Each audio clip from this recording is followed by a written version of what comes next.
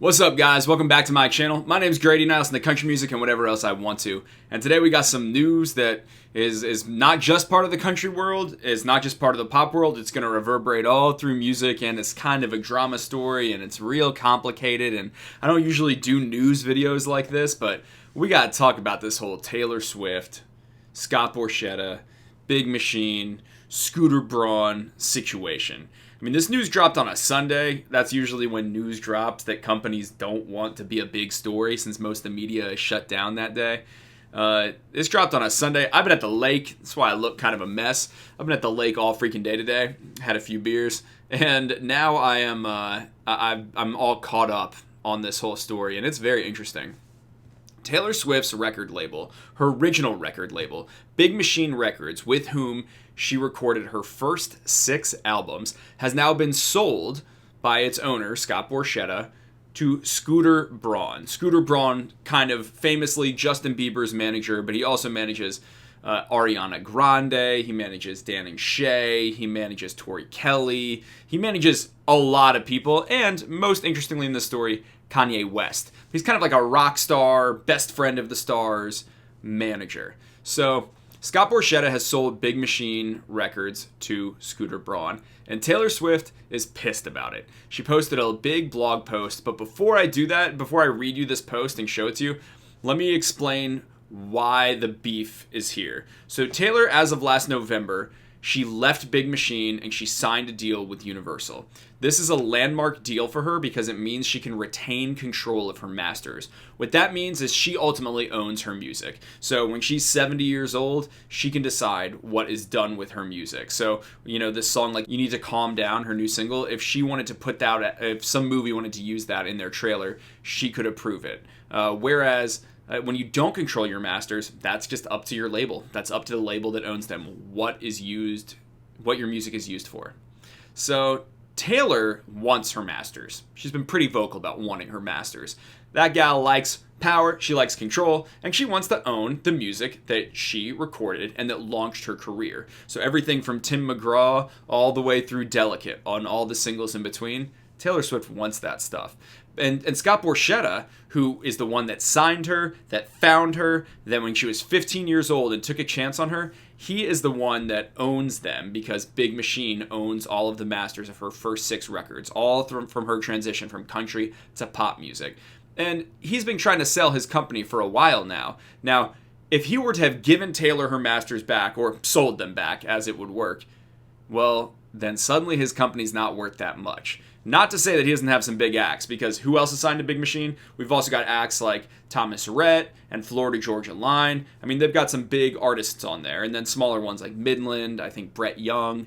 But the main value of the company is obviously Taylor Swift, who is the superstar of our time. And now this company has been sold to Scooter Braun. And that's interesting for a bunch of other reasons. But first, let's just kind of stick with the dramatic, interesting headline of all this. Taylor Swift is pissed that Scooter Braun has bought her old record label. And now he is the owner of all her old music. She put a blog up and she said, let's just read it together. For years, I asked, pleaded for a chance to own my own work. Instead, I was given an opportunity to sign back up to Big Machine Records and earn one album back at a time. One for every new one I turned in. I walked away because I knew once I signed that contract, Scott Borchetta would sell the label, thereby selling me and my future. I had to make the excruciating choice to leave behind my past. Music I wrote on my bedroom floor, and videos I dreamed up and paid for from the money I earned playing in bars, then clubs, then arenas, then stadiums. Some fun facts about today's news. I learned about Scooter Braun's purchase of my masters as it was announced to the world. All I could think about was the incessant manipulative bullying I've received at his hands for years. Like when Kim Kardashian orchestrated an illegally recorded snippet of a phone call to be leaked, and then Scooter got his 2 clients together to bully me online about it. See photo. And here she's referring to when Scooter Braun appeared on Justin Bieber's Instagram after the whole debacle where Kanye was seen asking Taylor for permission to talk about her in his song Famous. And you hear her giving the affirmative that he can use the line, I think me and Taylor might still have sex. That the internet perceived that as Taylor being caught in a lie when Kim Kardashian tweeted this video out that she had recorded of Taylor saying this. And then Justin Bieber got on Instagram, and Scooter Braun, his manager, is seen in the Instagram kind of FaceTiming with him. And the caption says, Taylor Swift, what up? That's what she's referring to in that. Or when his client, Kanye West, organized a revenge porn music video, which strips my body naked. She's referring to a later music video and subsequent music video from Kanye West in which, she is made to look, I guess it's like a deep fake of Taylor Swift naked in a bed beside him. Now Scooter has stripped me of my life's work that I wasn't given an opportunity to buy. Essentially, my musical legacy is about to lie in the hands of someone who tried to dismantle it.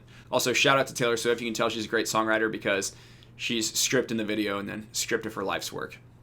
She can write. So this is my worst case scenario. This is what happens when you sign a deal at 15 to someone for whom the term loyalty is clearly just a contractual concept. And when that man says music has value, he means its value is beholden to men who had no part in creating it. When I left my masters in Scott's hands, I made peace with the fact that eventually he would sell them. Never in my worst nightmares did I imagine the buyer would be Scooter. Anytime Scott Borchetta has heard the word Scooter Braun escape my lips, it was when I was either crying or trying not to. He knew what he was doing. They both did. Controlling a woman who did not want to be associated with them. In perpetuity. That means forever. Thankfully, I am now signed to a label that believes I should own anything I create. Thankfully, I left my past in Scott's hands and not my future. And hopefully, young artists or kids with musical dreams will read this and learn about how to better protect themselves in negotiation. You deserve to own the art you make. I will always be proud of my past work, but for a healthier option, Lover will be out on August 23rd. Sad and grossed out. Broken heart emoji. Taylor. Wow. That's quite a letter. That is quite a letter. And Taylor's clearly pissed, and I think it makes a lot of sense that she feels pretty heartbroken over the situation. She wanted her music back, and she's not getting her music back now. Scott Borchetta has sold the company, and she feels like she betrayed him. He sold it to a guy that he knows she doesn't like. Now, I think we got to say a few things here. The very ruthless reality is, this is show business. Part of what you sign on for when you sign a major label deal is the fact that they are going to own what you make. I mean, it's the same kind of risk you take when you win American Idol. It's like if you go on American Idol, well, they're going to own you for a long time in your career. Kelly Clarkson had to face a similar issue where it's like, oh my gosh, these people want to control everything I do. And it's like, yeah, that's kind of the price you have to pay. So that's a reality, and we have to acknowledge that Scott Borchetta, as much as he is a bad guy in this situation, is also the reason Taylor Swift has a career, other than Taylor Swift. I mean, he started his company with some seed money from Taylor Swift's father and Toby Keith. They launched her into being a superstar. He took a risk on this 15-year-old girl that no one else in country music was trying to do anything like what she was doing. So, and you can tell she's trying to temper her language towards him. She's not nearly as vicious towards Scott Borchetta as she is towards Scooter Braun, but it's clear she feels betrayed. Now, I just got to say that. I think, as we got to give Scott the credit for helping her launch her career. Now, all this stuff with Scooter Braun, it's very understandable that she doesn't like that guy at all. Now, going back to the whole controversy over the Kanye song Famous, I mean, Taylor and Kanye have a storied feud, but what she's really referring to in that Kim Kardashian video is when she permitted Kanye to say, I think me and Taylor might still have sex. I, to this day, am on Taylor's side in this debate. I know everyone thinks she got caught in a lie, but you hear her in that video give Kanye permission for that line. They don't tell her the very next line, because I made that bitch famous. And she has said from day one that she didn't approve of being called a bitch or him claiming her fame. It's clear, even from this letter, that Taylor cares a lot about the fact that her career is perceived as her creation and that she needs to be the main character in her own story. And so she's never liked that line, and I feel like it's an essential part of this whole story, the fact that she still feels misrepresented in this whole controversy. And even though she said she moved on from it in reputation, and even though she's a butterfly now and not a snake, she is still frustrated, I think, understandably so, that she's very misunderstood on this point. And Scooter Braun manages Kanye West. Now, people have weighed in, and Scooter Braun's wife has weighed in, and Justin Bieber has weighed in, and people have said essentially, you can't control what your clients do even when you're their manager, essentially saying Scooter didn't concoct this whole thing to destroy you. He didn't tell Kim Kardashian to post that. He just represents Kanye, but he didn't tell Kanye to do what he did. And that's kind of hard to buy. I just understand completely why Taylor feels the way she feels. And Scooter Braun is interesting. This is neither here nor there, but I can't tell if he is really bad for people or really he helps kind of artists that are on the brink. Because Kanye, Ariana, Justin, I would not describe any of those three as especially mentally stable. And so I don't really know if Scooter is someone that is helping these artists that are a danger to themselves, or if he kind of just knows how to profit off people. It's easy to read him either way. Who knows what went down behind closed doors? Was she really given the opportunity to buy her masters back? I mean, she says she walked away from the deal. And the way she frames it is, well, she could have recorded an album, and each album she recorded, staying with Scott Borchetta and Big Machine, she would have gotten one back. But obviously that didn't go through, and now obviously he owns her old music.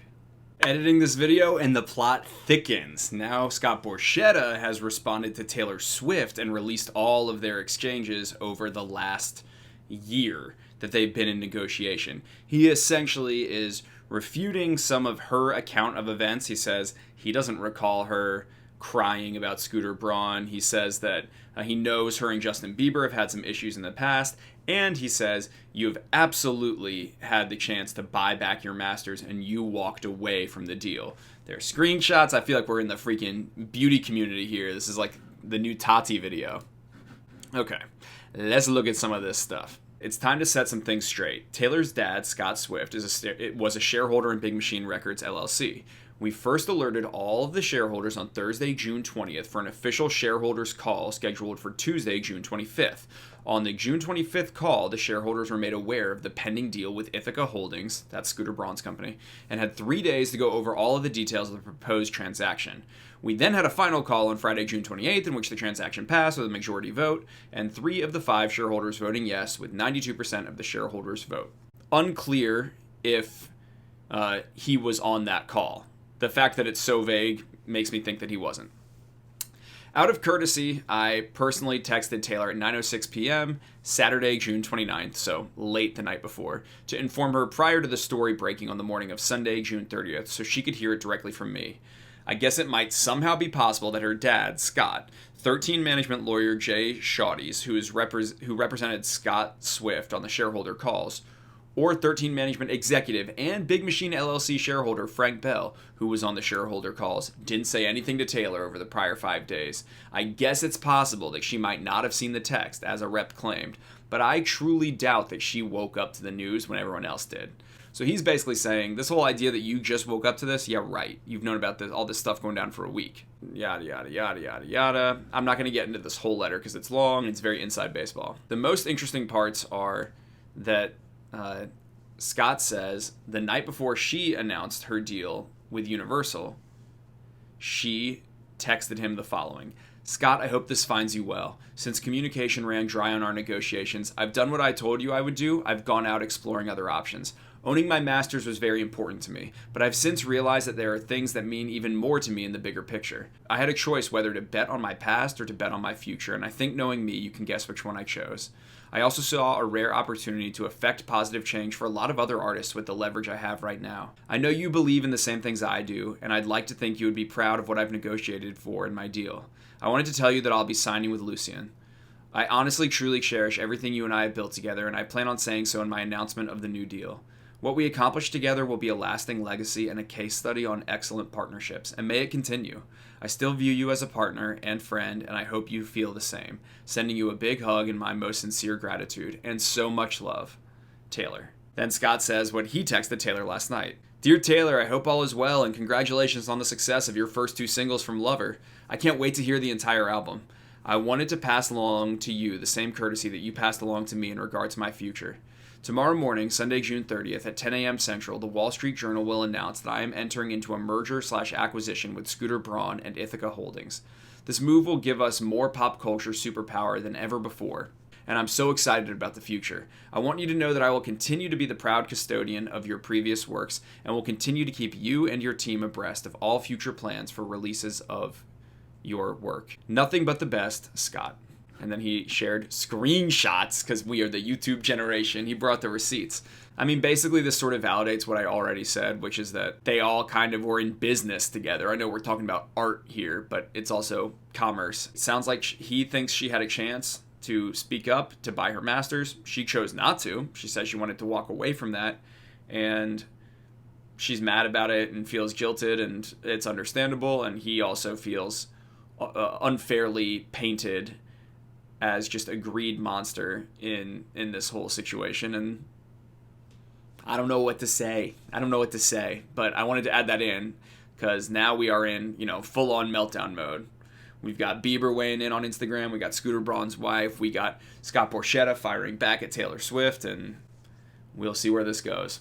This is going to be like a knockdown drag-out maybe over the next few months, and we will see kind of where things go from here. I think what's really interesting here is kind of some of the questions about the risks that you have to take to try and make it, the way that major labels basically demand ownership of your music until you're such a big dog, until you're at Taylor Swift level height and can start to want control of your own master recordings.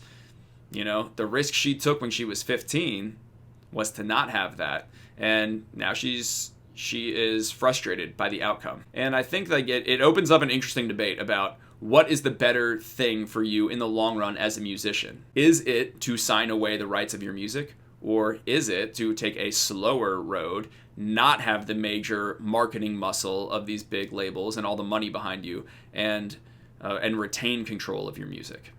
There's prices you got to pay, and you got to pay the piper. At the same time, I feel just sad for Taylor Swift. This is a sad narrative. And I think that it makes sense to... I don't know if she's playing victim, but I think it makes a lot of sense that she feels frustrated. I think this story has actually way larger implications than just Taylor and Big Machine, though, because like we said, there's a lot of other people signed to Big Machine. There's Florida Georgia Line. There is Thomas Rhett. Those are two great examples already. Now, Scott Borchetta has always had an eye on LA. He wanted to forge a whole deal with Dr. Luke and have Nashville collaborating with LA. He tried to make dance country happen. Long before the Get Up, we had Laura Bell Bundy trying to make two-step happen, and that was all a Scott Borchetta brain trust kind of thing. And now that he's going to stay on with Big Machine, and he's going to be now owned by a management company that's Scooter Braun's management company, so now they've got all of this cross-pollination ability. So I feel like we're going to get a lot more meant to be's. I feel like we're going to get a lot of Thomas Rhett and Ariana Grande releasing a single. I feel like we're going to get all this kind of stuff, and I think that's going to have major ripple effects going through the country music world. And that kind of scares me. I think that, Scott Borchetta has always kind of been pushing the boundary, and I don't know how much you guys care about genre. I think most people on this channel believe that there is value in the genres having distinct sounds. But at the same time, this is going to push us into unseen territories, I would imagine. I would imagine that we are going to get all kinds of strange collaborations now. Maybe Meant to Be was just the tip of the iceberg. And I really have always respected that Taylor jumped ship from country music and admitted, I'm making pop music now. I want to be considered a pop star. But we'll see kind of what the ramifications of this deal are and what it kind of means, because now they've created a company that seems a lot more likely to sign up artists into the kind of deals that Taylor is now frustrated by.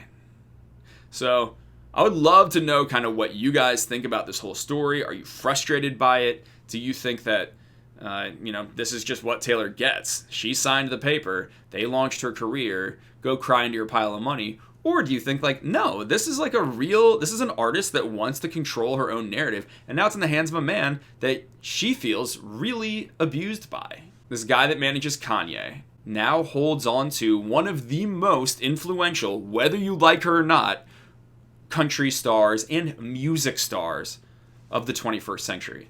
It's a sad story, and I guess that's show business, and I just wanted to touch on that. I don't do a lot of news videos like this if you're new on this channel. Typically, I'm into a more formatted thing, but I wanted to just process this with you guys and talk about it and explain it and just get some thoughts from you. So that's the tea, as the children would say, and I'll never say that again, don't worry.